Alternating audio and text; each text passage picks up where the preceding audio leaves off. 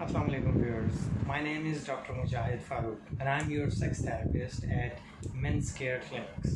आज हम बात करेंगे शादीशुदा और गैर शादीशुदा हज़रात को दरपेश सबसे बड़ा मसला प्रीमेच्योर इजैकुलेशन के बारे में। सबसे पहले ये जानना ज़रूरी है कि प्रीमेच्योर इजैकुलेशन होती क्या है, क्या हम इसका शिकार हैं भी कि नहीं।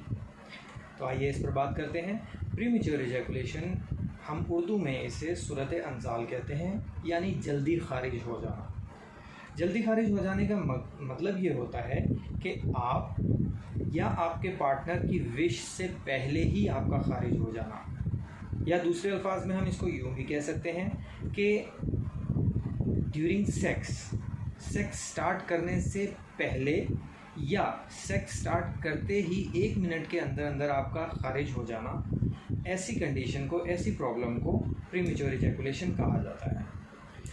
इसको डायग्नोज करने के लिए ज़रूरी है कि पेशेंट की डिटेल्ड हिस्ट्री ली जाए, और इसका डायग्नोसिस जो है वो इस बात पर नहीं होता कि उसका फीमेल पार्टनर कितनी देर में ऑर्गेज़म पे पहुंचता है, जबकि इसका डायग्नोसिस इस चीज़ पर होता है कि मेल पार्टनर कितनी जल्दी खारिज हो जाता है।